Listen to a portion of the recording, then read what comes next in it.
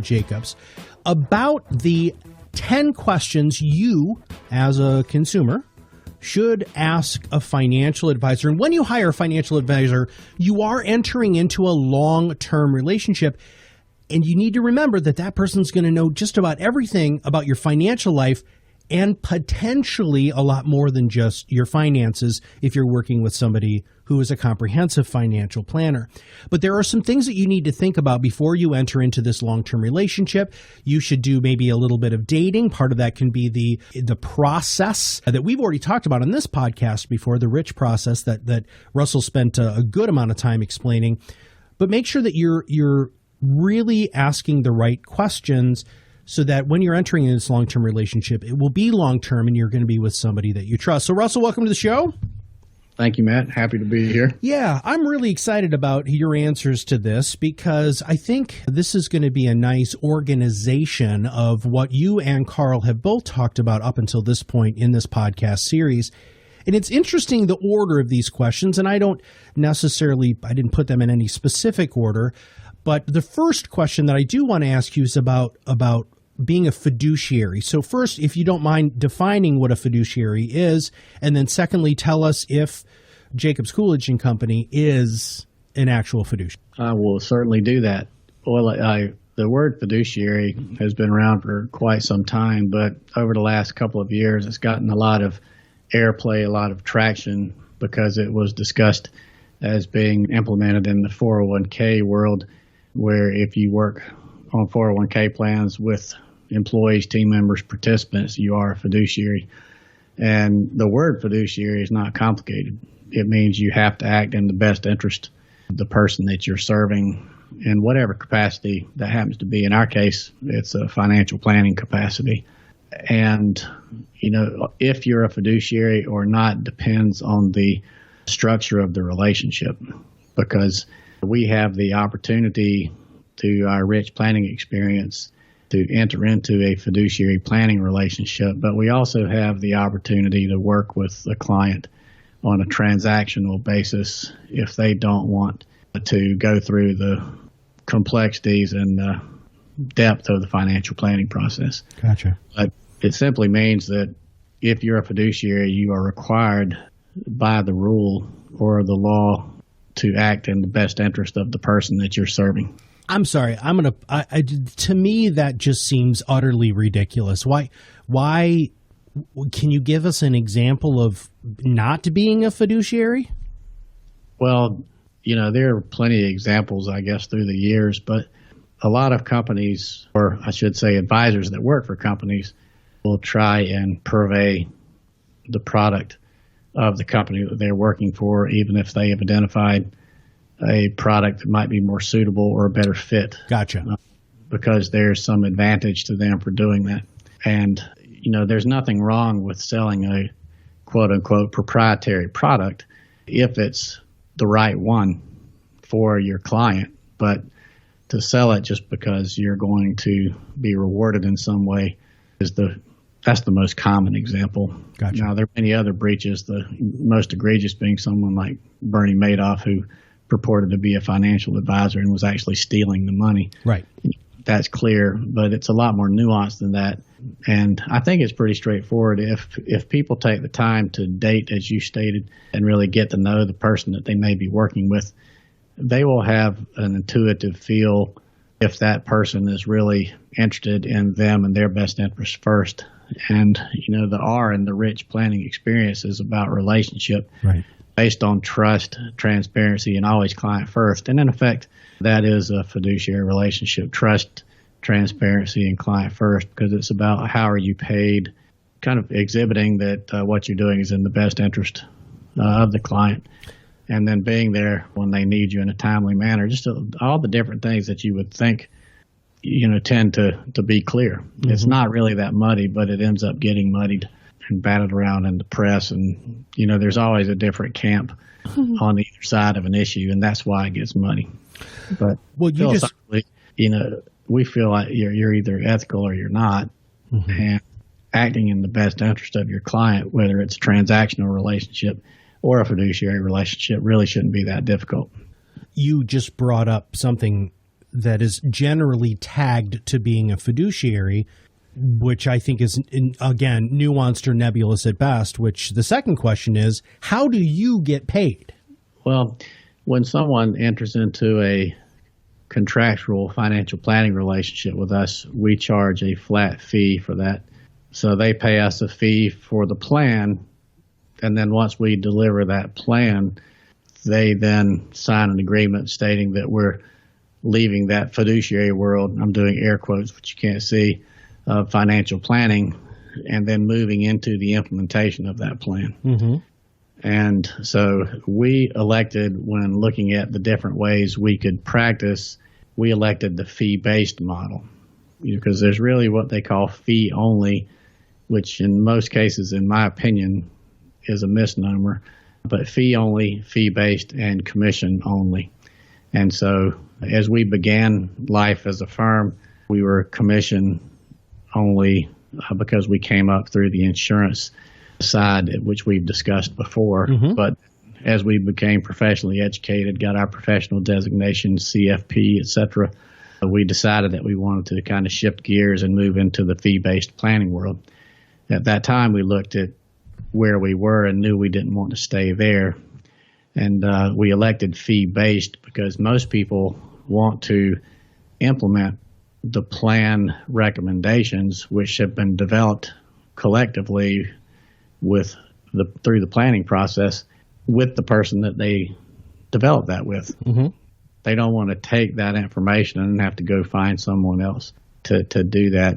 I would say it's akin to going to a surgeon who develops a surgical plan for you for whatever malady you're needing corrected, then giving you that plan, telling you to go to find another surgeon to do that procedure. And so really, fee only is where they charge you the fee, and then if you need insurance or things like that, you have to go find another person. Now, fee only really means if they do investment work for you, you're still paying them a fee. That's no different than us. So as I understand it, and in my view, the difference between fee-based and fee-only is the implementation decision. Ours to be involved fully in the implementation, whether it's insurance or investment, and the clients to implement with us.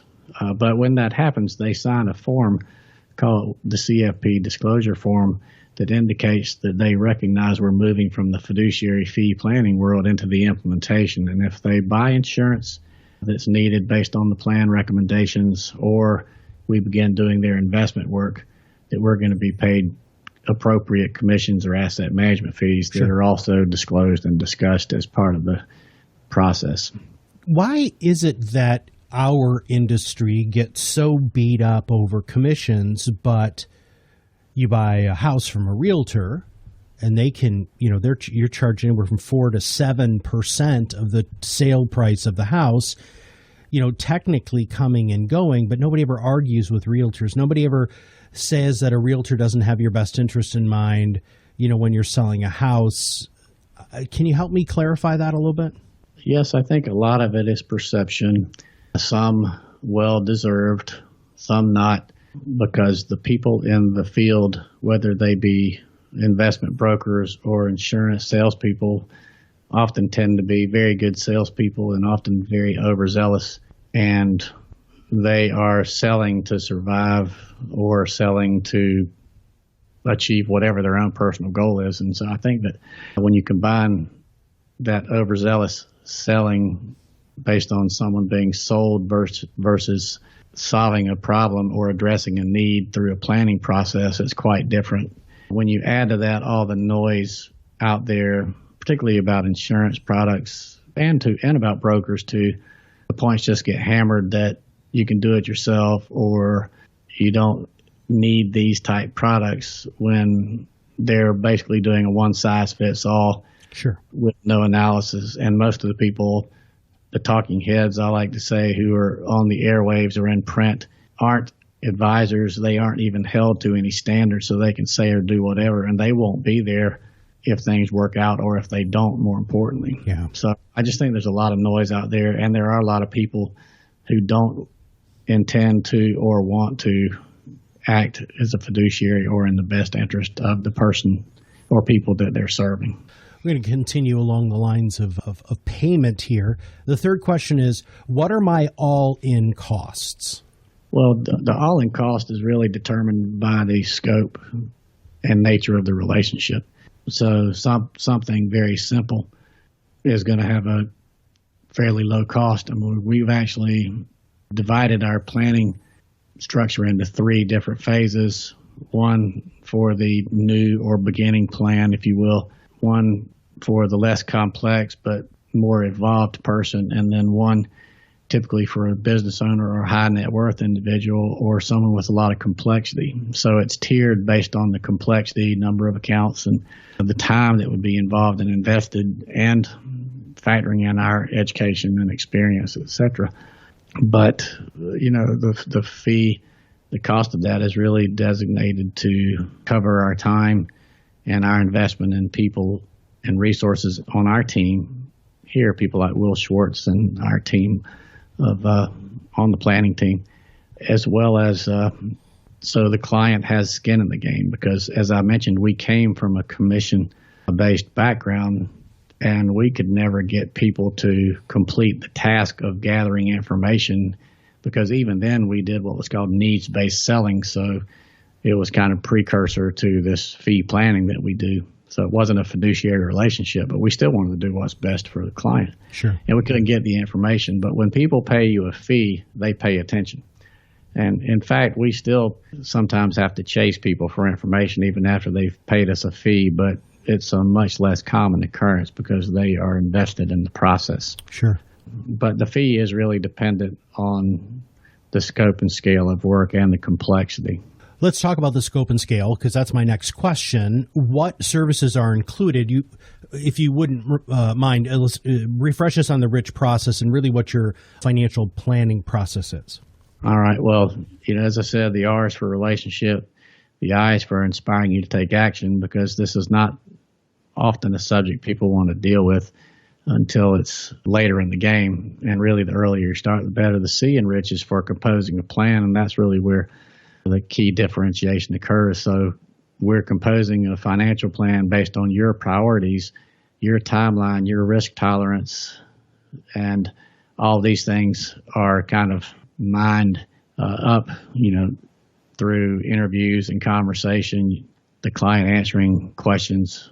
And then once we've gathered all this information, we then deliver that information to you, at which time you verify it, and then we deliver the plan once that information is verified with the recommendations. At that point, you have to decide if you want to actually execute on the recommendations or not, and the price you have to pay to achieve your goals and priorities accomplished. You have to decide if you want to do that or not, or adjust your dreams.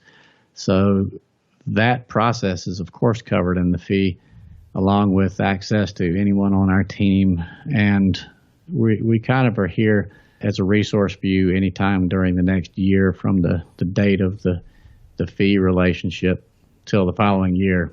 It also includes, we call it strategic communication. We're going to reach out to you from time to time to check in. And if there are things you're supposed to be doing, the H in rich is about holding you accountable. So it includes the requisite follow-up for us to try and get you to do the things that you told us you want to do, whether it's an individual or a couple. And so the fee covers the entire planning process and kind of, as I said, keeps us available as a resource should you just want to reach out to us. And that varies by client. Some people call us very frequently, asking us questions as a sounding board. Some people don't really call us at all. Our software is web-based, where you have your own portal and website. Some people log in every day. Some people never log in, and everywhere in between.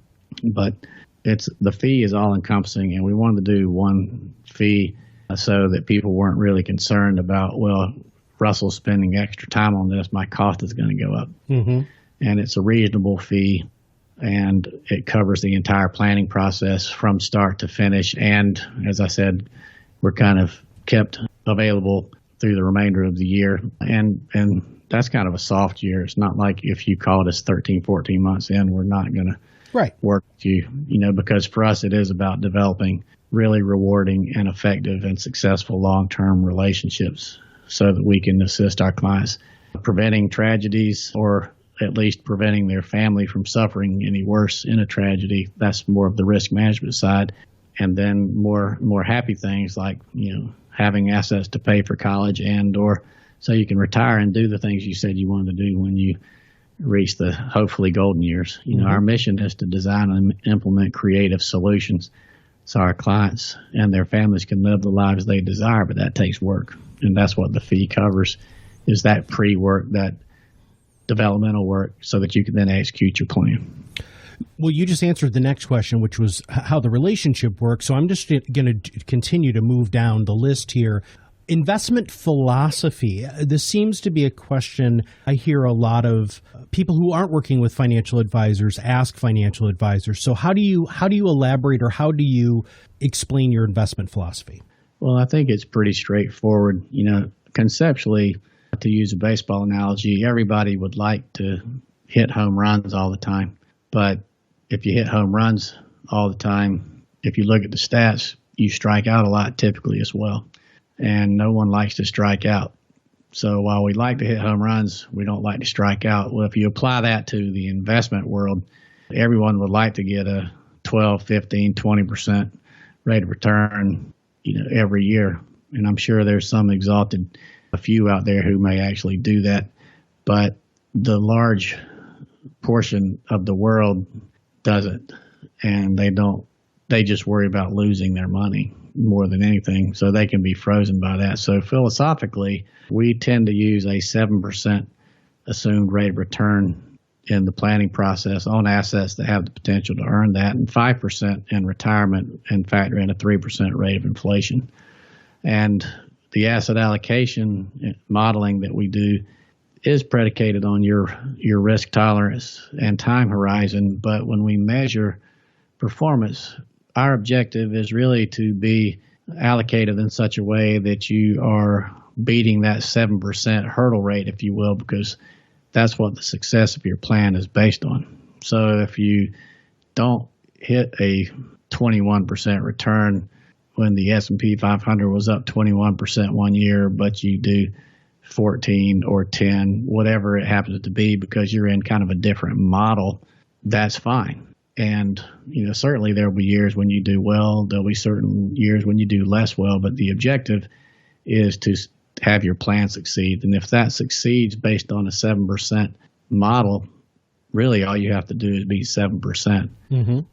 It really lessens people's worry and concern, because if you're not trying to hit the home runs, you're trying to hit singles, doubles with an occasional triple, you're going to strike out less. And people really hate downside risk, so they'll take a more measured upside return if it mitigates downside risk. Does that make sense? It absolutely does. And now you just touched on asset allocation. So let's chat a little bit more about the asset allocation, and then the neat thing about this is, and I want everybody to know, these are all distinct questions, but Russell has answered these questions so many times and knows really what are the points that you all as listeners want to hear. And so you're very fluidly going through a lot of these questions, Russell. So touch on asset allocation, and then we're going to talk about who is your custodian. So that's the next question. Okay. Well, asset allocation, I've seen studies that show that 92% of your investment success over time is predicated on the right asset allocation, and subsequently it's rebalancing your portfolio so that you stay within the realm of that appropriate asset allocation. And so it's not really about picking the hot stock or the hot fund. It's about developing your risk tolerance, your time horizon, and then a model portfolio with various types of assets, large companies, small companies, medium companies. There's growth and value, fixed income or bonds, a certain amount of cash. You factor in the other assets from a global standpoint, your 401k plan and other distinct things you may have. So we take you up in a helicopter so you can survey your entire landscape, because asset allocation also shouldn't be in a silo. You need to look at the big picture, and people make that mistake a lot. But it's really about how comfortable are you with downside risk and how long do you have, and being patient and staying with the asset allocation plan, because that's another grievous mistake that people make. Is like in 2008, the S&P was down 37%, almost 38. There were people bailing out of the market at that time at the absolute low, when in March of 2009, the market began its recovery into the longest bull market that we've had. So the key is get the allocation correct and then stick with it and stick with your plan. And that's another thing about planning combined with asset allocation. If you do your plan and you know it's based on these modeling factors like 7%, et cetera, you're going to stick with your plan or be much more likely to, because you have a plan. And it's all about not running to the exits and not panicking at the wrong time. And those same people tend to get back in after the market has been back up. Yeah. So they always leave at the wrong time and get back in at the wrong time. So it's a infinite loop of wrong decisions. So the asset allocation plan is different for each individual. Certainly there'll be parallels if you're in similar age groups and similar circumstances, but they're all developed based on your specific situation and timeline and your tolerance for risk. Who do you clear through? So who is your custodian? Well, we clear through NFS, which is National Financial Services, which is owned by Fidelity. It's a large clearing custodian, and MML Investor Services is our broker dealer. So it can be a bit convoluted in the names, et cetera, but MML Investor Services is the broker dealer. They don't manufacture any products. So as far as that's concerned, there's no conflict from a product manufacturing standpoint like we talked earlier.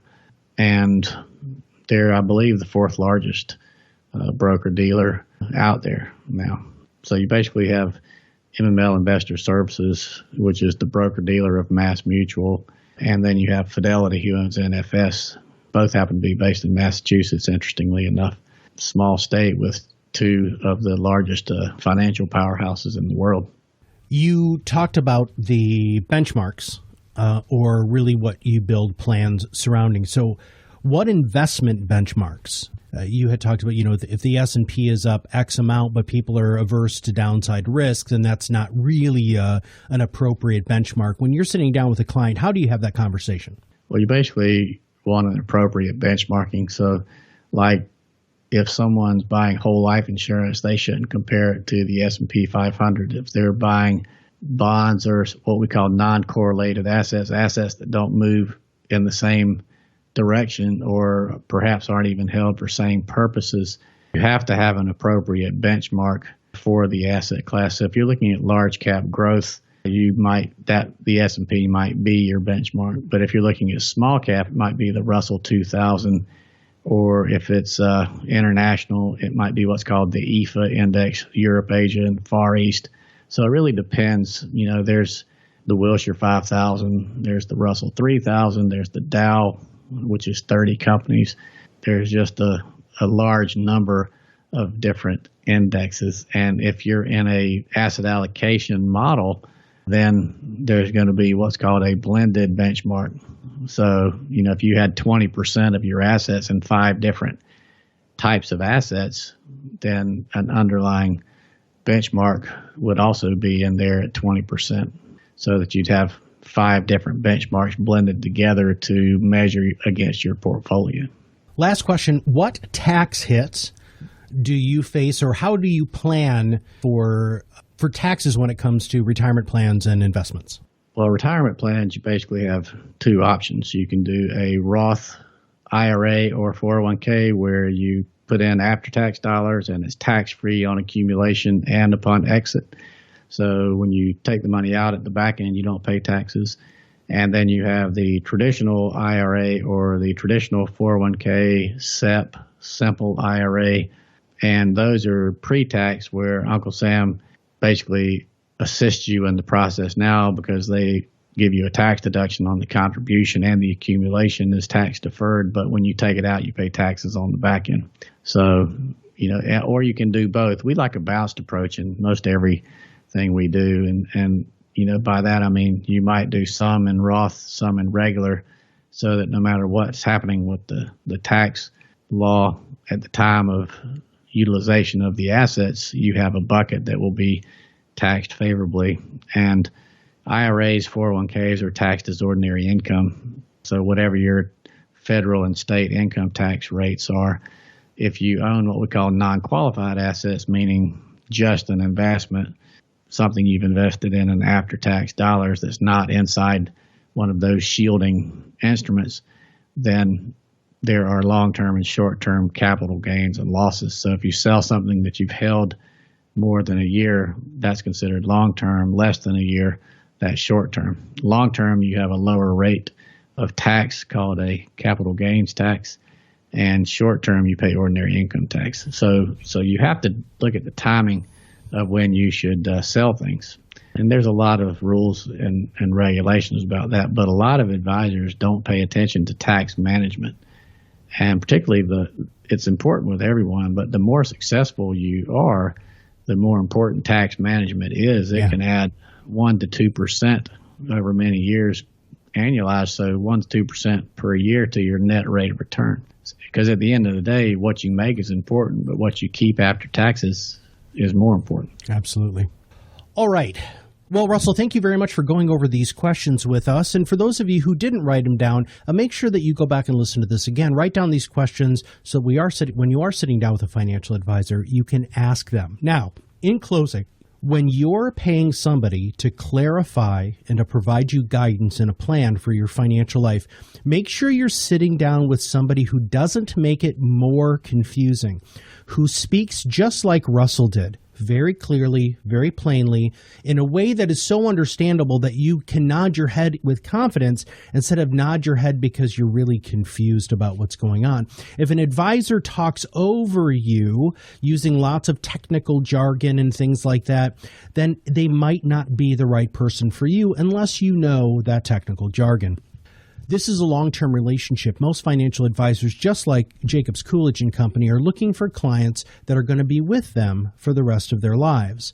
Because the more you know about a client, the better off you're going to be able to help them. And through the rich process in their comprehensive financial planning model, we believe that this is the direction you should go.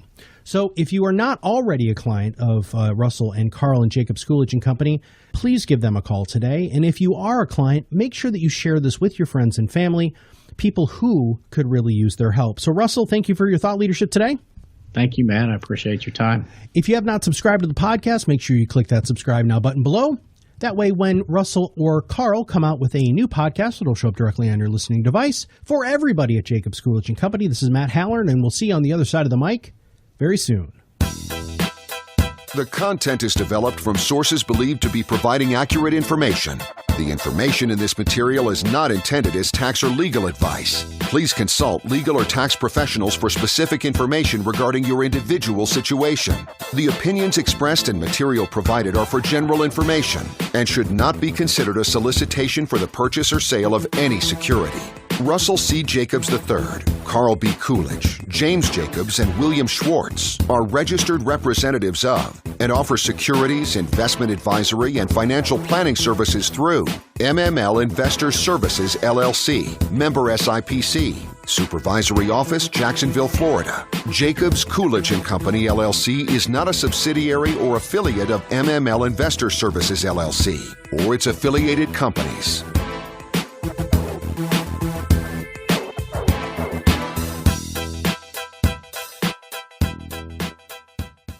Asset allocation does not guarantee a profit or protect against loss in declining markets. There is no guarantee that a diversified portfolio will outperform a non-diversified portfolio or that diversification among asset classes will reduce risk. Financial plan recommendations can be implemented with the advisor of your choosing. Implementation of specific products or services may result in commissions or fees outside the financial plan fee. Periodic reviews of your financial plan may require a new planning agreement and result in additional fees.